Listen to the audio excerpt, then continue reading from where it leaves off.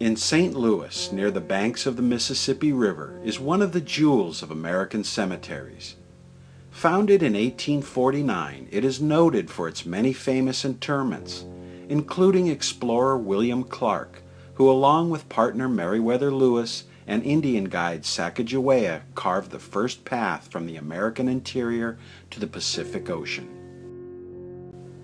The cemetery is also home to many works of funerary art and architecture, some of which are listed in the National Registry of Historic Places and are all very well documented. For our exploration, however, let's focus on some of the lesser-known destinations. Come walk with me along the seldom used paths at St. Louis, Missouri's Bellefontaine Cemetery.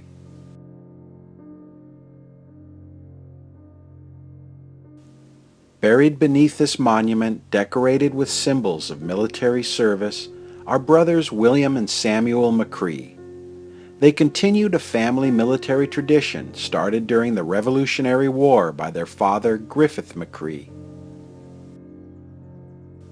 William was a graduate of West Point and served in Canada during the War of 1812. His younger brother Samuel fought in Texas and Mexico under General Zachary Taylor during the Mexican-American War. Originally from North Carolina, the brothers were considerable landowners in the early days of St. Louis. Sadly, both of their lives were cut short in separate cholera epidemics. William went first in 1833, followed by Samuel in 1849. Sadie Waters was the daughter of industrialist and oil magnate William H. Waters. While in her teens, Sadie traveled to Paris where she studied painting. There her talents blossomed, and her work, consisting mainly of religious themes, were exhibited in the Paris Salon. In the summer of 1900, Sadie became suddenly ill and passed away at the age of 32. Her body was sent home to St. Louis and buried in the family plot. A magnificent bronze likeness of Sadie, frozen in everlasting slumber, was placed over her gravesite. In death, the artist has become art.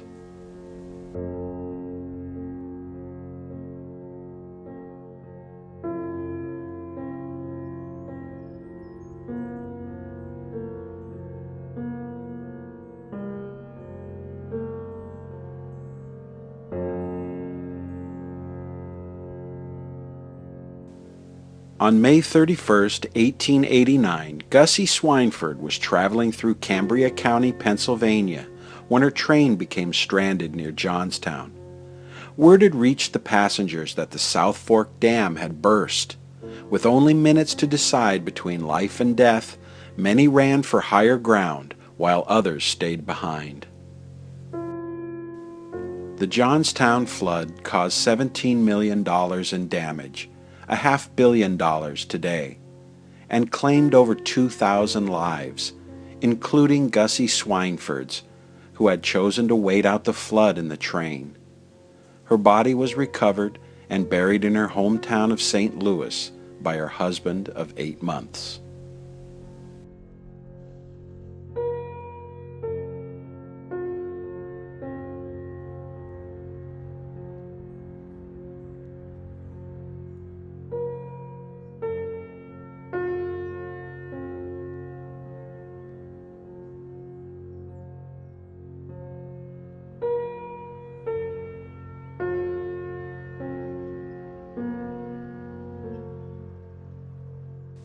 Henry Hitchcock was a lawyer who served as judge advocate in General Sherman's wartime staff.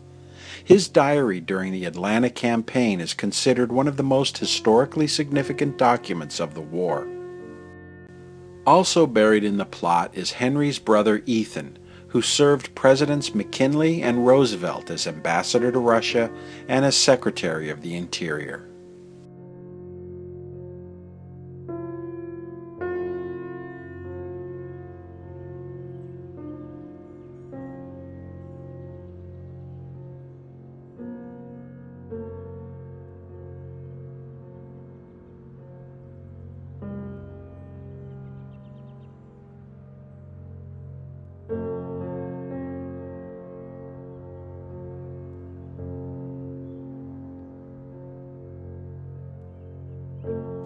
Thornton Grimsley was a businessman who produced Spanish-style saddles that were popular with the 1st Regiment of U.S. Dragoons.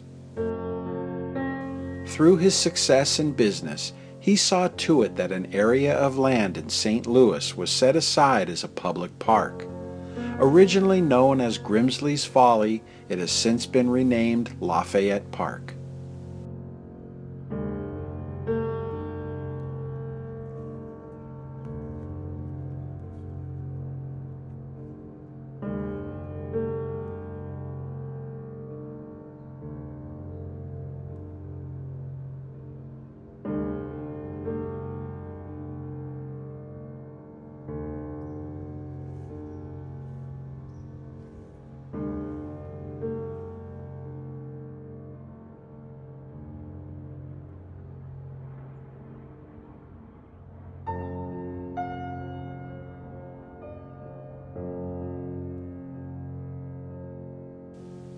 The man who built this monument was Tennessean James Irwin Yeatman, who came to St. Louis in 1842.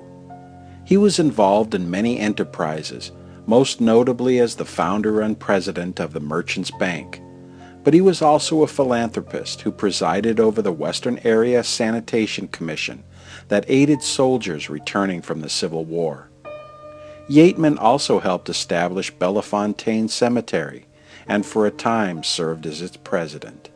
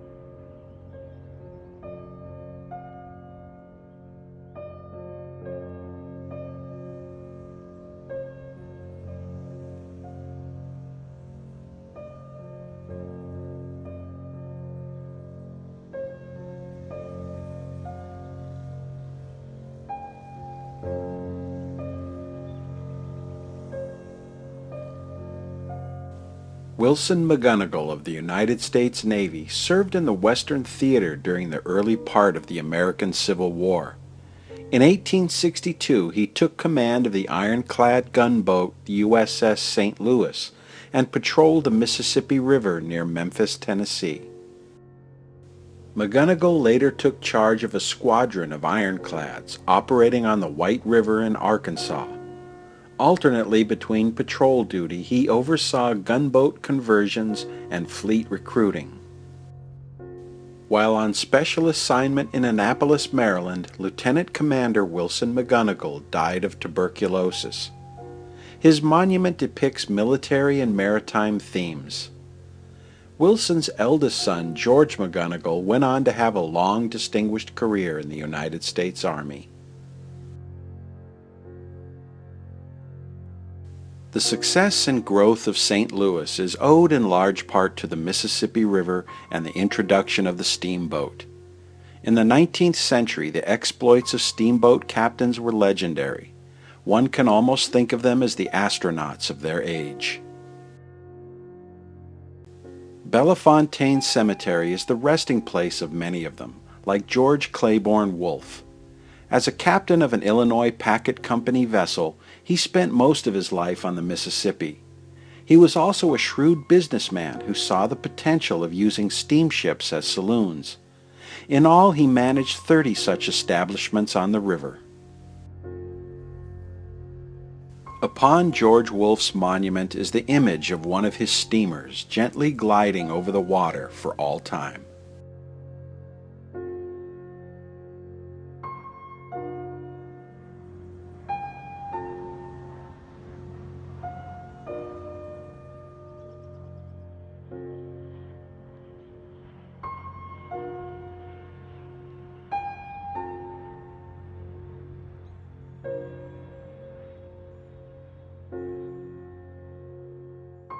German-born composer Charles Ballmer, who wrote under the name Henry Werner, came to St. Louis and opened a music store with his brother-in-law. Additionally, the partners published sheet music. In May 1865, Ballmer had the distinction of being chosen to conduct the music for President Abraham Lincoln's funeral in Springfield, Illinois. Charles was also the longtime organist at Christ Church Cathedral in St. Louis.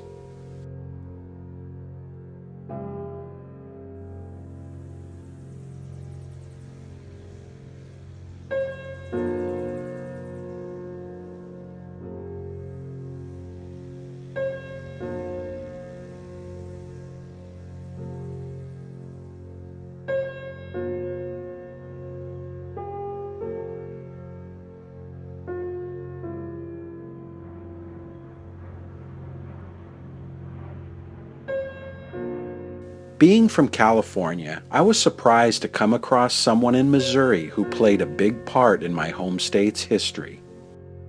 Infantry Officer Richard Barnes Mason was a veteran of the Black Hawk and the Mexican-American Wars. In 1847, he was promoted to Brigadier General and assigned as the 6th Military Governor of California. The year following his assignment, he sent an official report to President Polk detailing the discovery of gold at Sutter's Mill. It was this report that triggered the California Gold Rush in 1849. After leaving California, he was sent to Jefferson Barracks in St. Louis. It was there that General Mason contracted cholera and died on July 25, 1850.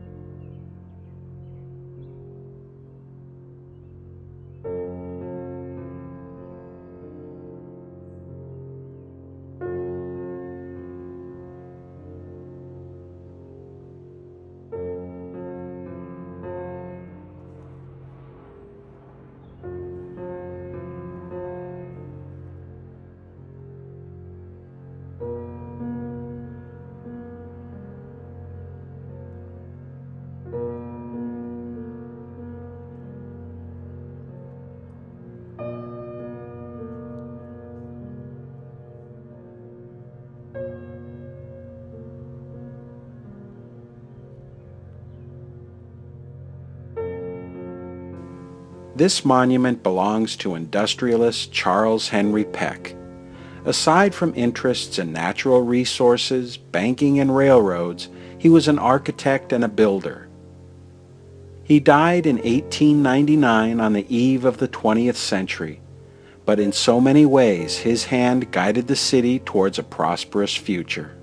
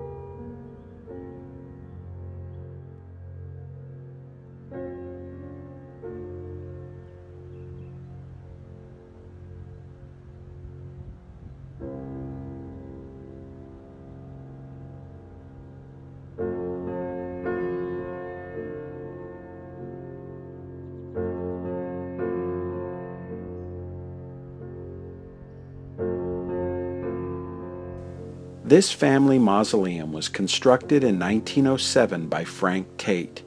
Fashioned to appear like an ancient Egyptian temple, complete with two sphinxes guarding the entrance, it's no wonder that Tate, along with his partner Zach Tinker, built some of the finest theaters and movie palaces from St. Louis to Buffalo.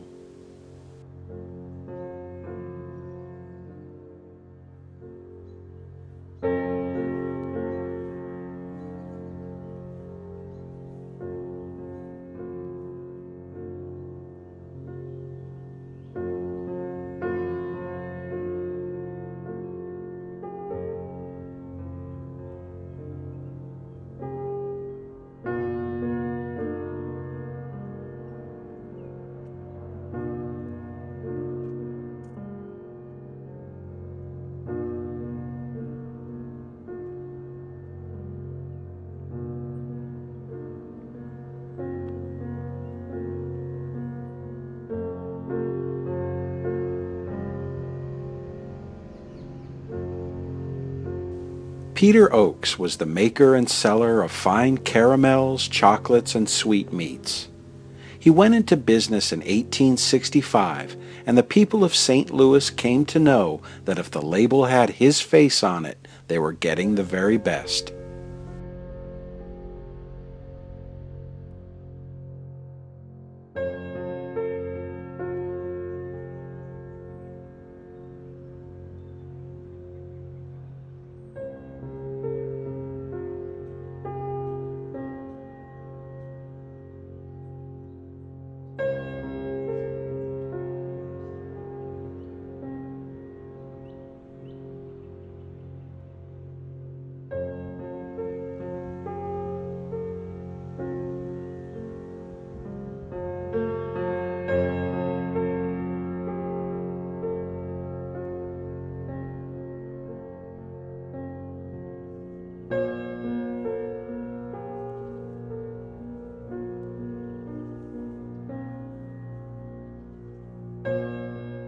The story behind this monument is of a man determined to have the woman he loved in one form or another.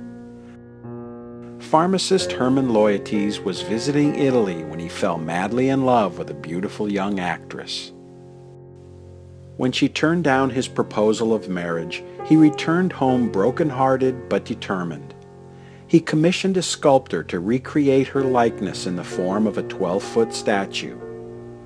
Herman passed away in 1921, and in his will he directed that the statue of his love be moved to the family's plot in Bellefontaine.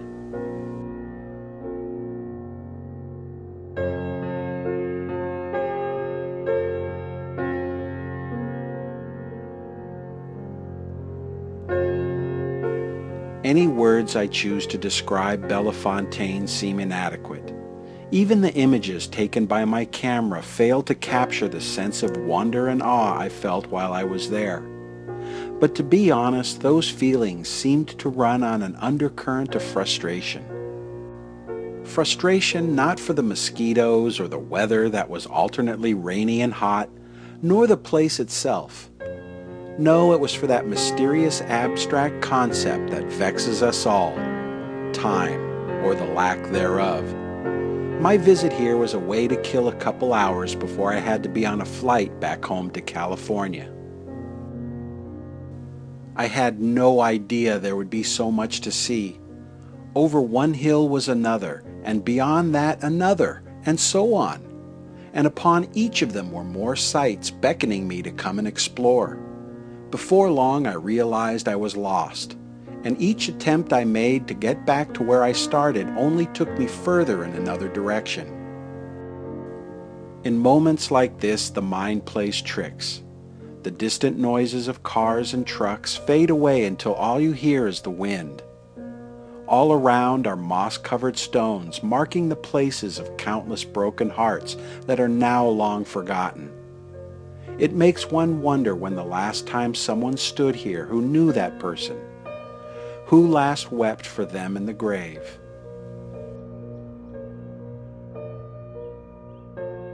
It almost makes you forget about the ticking clock, airline schedules, and the family and job that are waiting for you. almost.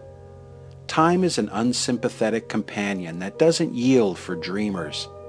As the light fades behind its veil of clouds, I tell myself that the time has come to go, while a voice in my head whispers, "Stay."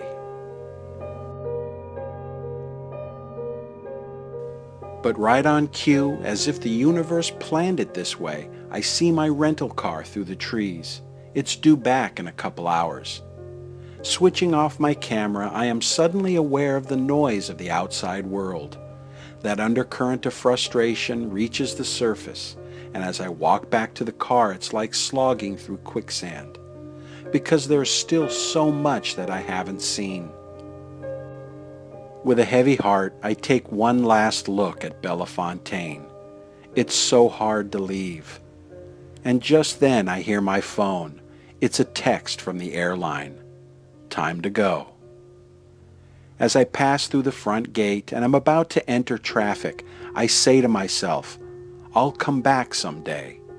I will walk here again.